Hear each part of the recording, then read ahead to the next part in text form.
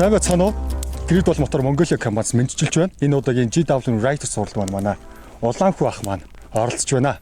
Энэ бол реклам биш, энэ бол хаваал эзэмшигчийн бодит сэтгэл. За би Булган аймагт төрсөн. Эхнэр хоёр охинтойгоо Улаанбаатарт амьдардаг.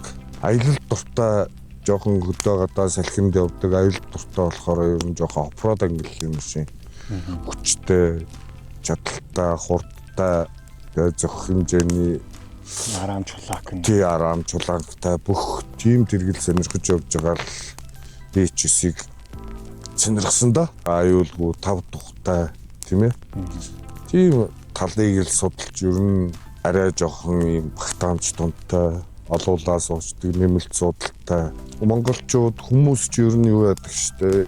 Эсвэл ингээл нэг бодлын эсвэл их хүчтэй тэрэг авчдаг. Тэгтэл нөгөө талдаа болохоор нөгөө өөрийнх нь тав тухыг хангадгүй их хүчтэй мөртлөө жоохон хатуу байдаг ч юм уу. Тэ?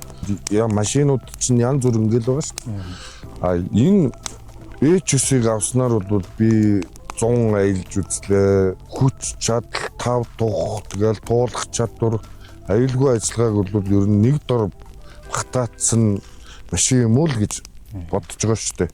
Би бас бодож исэн байхгүй юу. Ингээд энэ тэндээс зөндөө судалсан байхгүй юу.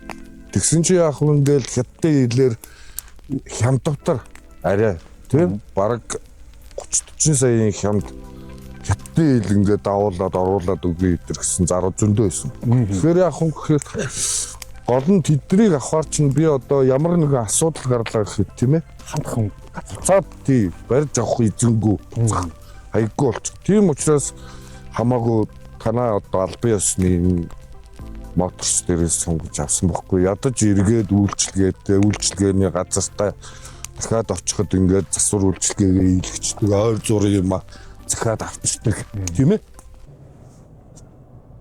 Хүмүүс тэгж штэ одоо тэгэл нөгөө ганц нөгөө унаас сурцсан машинаараа төсөөлөл Toyota-гийн тэргэл сайн л гэн.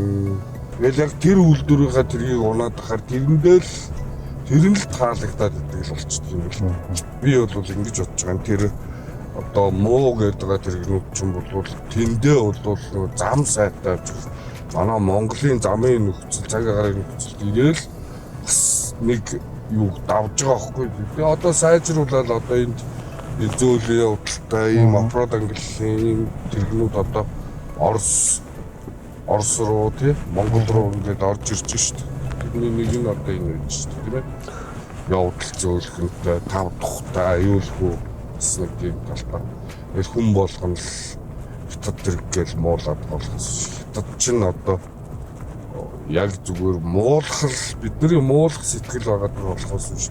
Бүх юмараа л дэлхийд л өрсөлдөж байгаа улс шүү дээ. Тэр их олон толгой тарихаараа тэр олон хүнээс шалгарсан инженерүүд сэтгэж ийн хийж ийн гэдэг чинь бас зарим хүмүүс бол арай л дэндүүлээл байгаа юм шиг санагдаад байдаг шүү дээ. Би яг H9-ийн өмнө болохоор хуучин болохоор нэг 470 унжээсэн. Тэгээд Alphard унжээла. D5 унжээла. Ер нь Японд тэрэг болцсон унжээсэн. Тий 300 тэгэл ер нь унжээсэн машинууд бол өсөр тийм машин.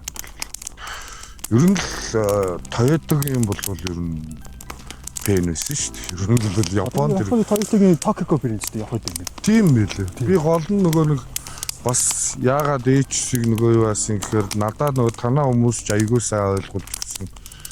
Яг доотлын арам чулаак тэр хавь нь бол Япон ер нь үүнтэй суурилсан юм билээ шүү дээ тийм ээ.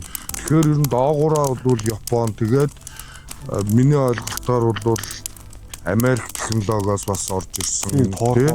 Турбон Америк гэх гэл ингээл бүхэл юм талын орнуудын одоо шилдэг юмнуудыг цуглуулаад манай Орос Монголын нөхцөлд зориулаад битүүмжийн сайжруулад ингээ гаргацсан тэрэг юм бол би тэгээд энэ машинаа сонирхоод ингээд юу ахт бол манай эхнэр ч гэсэн бас чи минь өөрөө унах юм чинь ингээл аль ингээл надаа ер нь бүрэн итгэжсэн дөө тэгэл ямар тэрэг сонгох юм бол өөрөө сонголтоо ер хүн чинь бас нэг сонголтоо хийгээд гэр бүлийнхаа Тэгээд ойр орчныхоо аюулгүй байдал гэр орныхоо тий ийш тийшээ хөдөө гадаа хаашаач явсан бэлэн унаа явцдаг цас шаварт тэр болгон суучаад ахгүй туулах чадвар өндөртэй.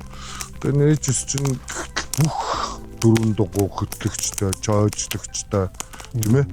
Би бол албаар ингээд аялалд явж байхдаа заавал ингээд туртал хийгээгүй байхгүй бүх юмд нь.